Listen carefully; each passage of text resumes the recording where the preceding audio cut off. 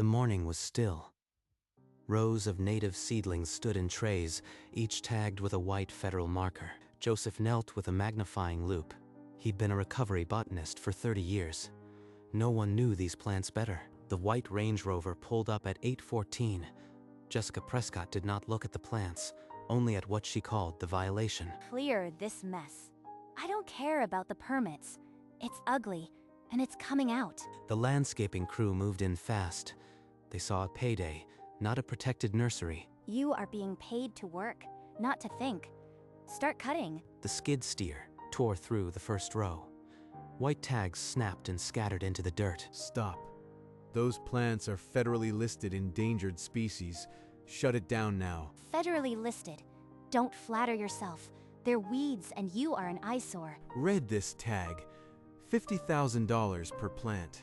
You just destroyed a federal crime scene. The federal tag hung between them, a red circle warning that meant everything Joseph Carver had devoted his life to. I am documenting every plant.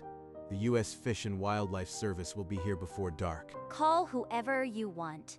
The HOA has lawyers you can't afford. The foreman ordered his crew to pull out.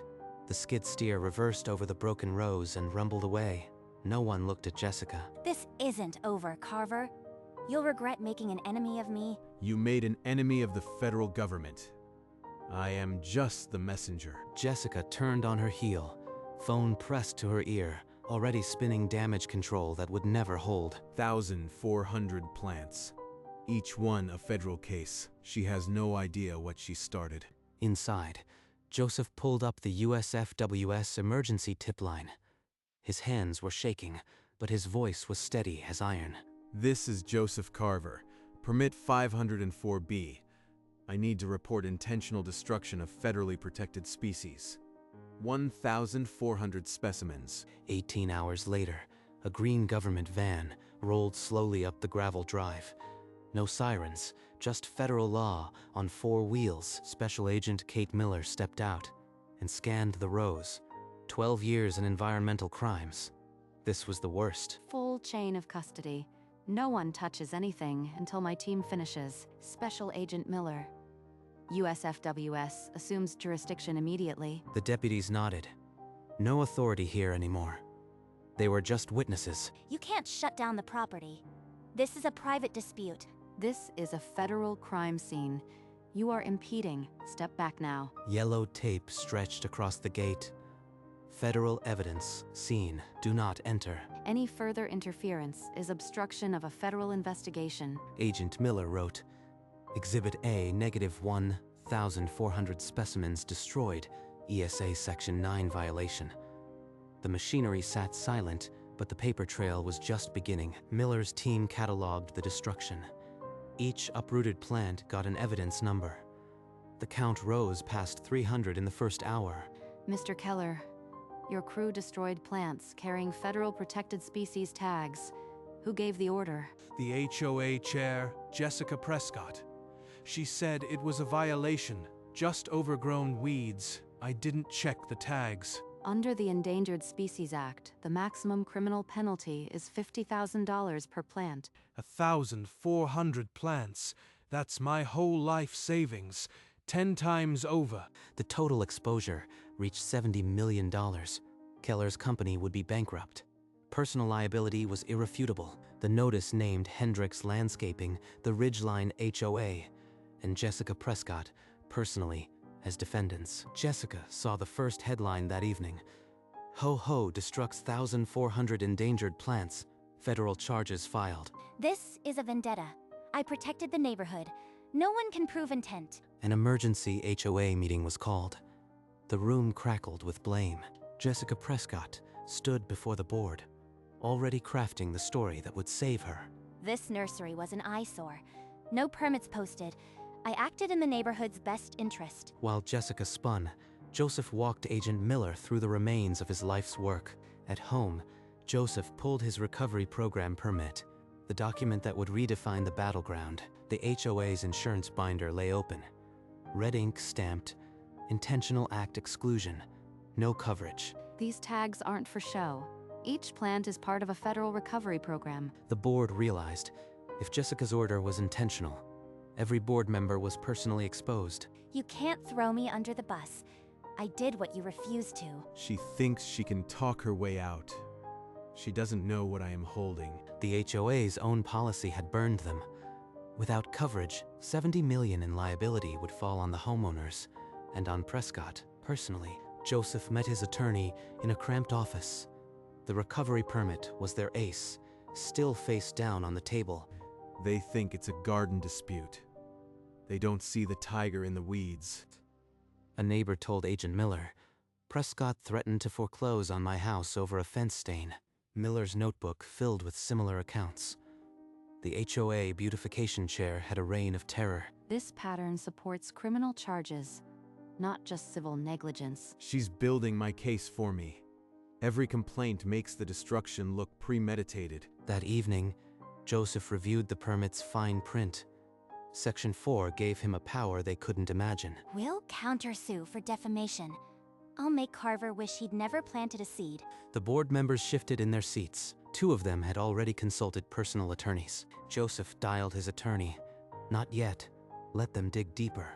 When we move, I want there to be no way out. 3 days later, Jessica's Range Rover pulled up alone. No crew, no lawyers, just her. Carver, let's talk. I can make this disappear. Name your price. You can't buy your way out of a federal crime scene. The price isn't mine to set. Don't be naive. Everyone settles. $200,000 right now. Joseph held up a printed page from the ESA regulations. The numbers spoke louder than any offer. $50,000 per plant. 1,400 plants. Do the math. I can still tie you up in court for years. Is that what you want? You've already lost in the court of evidence. Every day you fight, the penalty compounds. She stared at him, the silence heavy with everything she couldn't control. Then she walked away. The only deal on the table was the one the federal government would write, and Joseph Carver wasn't signing it until he'd played his last card. A week of eerie quiet. Then certified letters from the U.S. Fish and Wildlife Service arrived, one for every board member. This is intimidation. They can't threaten all of us with prison. The emergency meeting felt like a courtroom. No one cracked a smile. No one looked at Jessica. This is Carver's game. I already filed a countersuit. We stand together or we lose everything. But the board was exhausted. The first member rose. I moved to censure Jessica Prescott and authorize settlement talks. The vote carried. Jessica's nameplate was gone before she could finish her protest. You cowards. I'll drag every one of you into federal court with me. The board instructed their lawyer to reach out. They didn't know the terms they'd soon be forced to accept. Joseph took the call from his attorney. He held the recovery permit, the page that would dictate everything. The HOA was walking into a room with no exits, and Joseph Carver had just turned on the lights. At 9:04 a.m., a courier delivered the petition to the USFWS regional office. Joseph's attorney had filed for immediate critical habitat designation. By noon, the order was signed. A 500-foot buffer extending from Joseph's property line now enveloped 31 homes. This area is now designated critical habitat. No construction, no landscaping, no exterior alterations. Federal signs hammered into every lawn. Yellow tape wrapped porch posts. No one was exempt. Some residents emerged in pajamas, demanding explanations. Others stood frozen behind their windows. They're about to understand the real power of federal law. Any violation of the buffer zone carries additional federal charges. Spread the word. Within 2 hours, 31 families learned they were living inside a protected zone. No paint, no fences, no freedom. The HOA board's phones exploded. Their neighborhood had just become a federal enclave. Every exit had just closed. Joseph Carver hadn't moved an inch, and he'd just won the war without firing a shot. By 7 o'clock, the community center was packed. Residents clutched their federal notices like indictment papers. This is a coordinated attack. Carver wants to strip away your property rights. A woman near the front stood. You sent a crew to destroy his plants. Now my house is a prison. I was enforcing the community standards. I didn't know about any tags. The board president pounded the gavel, but the room only grew louder. This neighborhood is a federal conservation zone. Interference is a crime. I'll sue every one of you for slander. The board president cleared his throat. We are authorizing our attorney to negotiate a full settlement with Mr. Carver. The motion carries. Jessica rose, knocking her chair back. She didn't speak again. The door slammed behind her. The board stared at the empty seat. The room was quiet now, but the weight of 70 million hung in the air. The next morning, Joseph Carver and his attorney sat across from the HOA's legal team.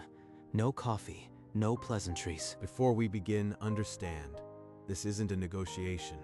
These are the terms. A single sheet slid across the table. Settlement demand. Restoration fund. $4,600,000. Second item. Permanent conservation easement. No construction, no landscaping in perpetuity. And third, Jessica Prescott is permanently barred from any HOA office or decision-making role. The HOA's lawyer opened his mouth, but Joseph cut him off. These terms are non-negotiable. I am offering you a way out of federal prosecution. Outside the window, the new critical habitat sign stood stark against the morning light. The board members exchanged glances. Not a single one argued. The HOA president requested a recess. They needed to vote. Jessica Prescott tore through the yellow tape at the nursery gate. The federal warning sign leaned like a judgment she refused to read. You think a piece of paper bars me? I'll bury you in court. You buried yourself when you ordered that crew onto my land. Every plant had a tag. Agent Miller stepped from the evidence tent, her badge catching the light. She'd been listening. Miss Prescott, you are inside a federal crime scene for the third time. Another step, and I arrest you for obstruction. This is a vendetta. The whole board is weak. Turn around and leave the property, now. Jessica's mouth opened, but no argument came. For the first time, she was silent. She stumbled back through the tape, her heels catching in the dirt. No one moved to help her. She's a liability to herself. The board will vote without her noise. 30 minutes later, the board reconvened without her. The empty chair was louder than any gavel. Reject this settlement, and the Justice Department will criminally prosecute every board member. Personally, 2 members paled. One leaned to his attorney. The silence was airtight. the Endangered Species Act carries imprisonment, not just fines. I've seen judges give 2 years per count. A board member near the window said he wouldn't gamble his family's future on Prescott's pride. The president called the vote. No one asked for a counted ballot. 5 hands rose. 2 stayed flat. No one hesitated. The motion passed. Joseph Carver's terms were accepted in full. The settlement will be signed at noon tomorrow. I'll be present as federal monitor. Outside the window, the critical habitat signs lined the street like a new border. The neighborhood had surrendered. Jessica Prescott refused to accept the board's surrender. She filed a harassment complaint against Joseph Carver, demanding an immediate restraining order. The emergency hearing lasted 4 minutes. The judge's order read, "This complaint is frivolous, filed in bad faith, and constitutes an abuse of process." Sanctions were imposed, $15,000, payable personally by Jessica Prescott and her attorney. This is a corrupt system. Carver owns this courthouse and everyone in it. Her attorney, visibly shaken, attempted to withdraw from the case. The judge denied the motion. The order included a pre-filing restriction. Any future civil action required prior court approval. Deputies escorted Jessica from the courtroom. She didn't look back. She's out of moves. The only thing left is the ink. Outside the courthouse, a local news crew filmed her exit. The headline was already writing itself. The last hurdle had collapsed. Tomorrow, the settlement would be signed, and Jessica Prescott would be history. By evening, Jessica Prescott was back on the ridgeline streets, knocking on doors, her voice raw and desperate. If we show solidarity, we can still stop this settlement. You have to fight. Every door closed. Homeowners wouldn't even unlock the deadbolt to say no. You are all cowards. When they come for your property next, I won't lift a finger. A window slid open. A man's voice called flatly. "You did this, Prescott. With Murden, we're done." She was standing alone in the middle of the road. The critical habitat signs lining both sides like a gauntlet. The HOA board text chain lit every homeowner's phone. Settlement signing ceremony, HOA office, noon tomorrow. All residents invited. Noon tomorrow. Without me. The engine didn't turn over. She just sat there. The weight of isolation, pressing harder than any fine. The subdivision had accepted its new master, a federal buffer and a botanist with nothing left to lose. At 7:21 a.m., Joseph's phone buzzed on the kitchen counter. The caller ID was a number he'd blocked the night before. I thought you'd stopped calling Prescott. Shut up and listen, Carver. I have a proposal. One that makes all of this go away. I'll pay you personally. Cash. Whatever amount you want. Just drop the settlement and walk away. Joseph pressed record. The red icon lit up on his screen.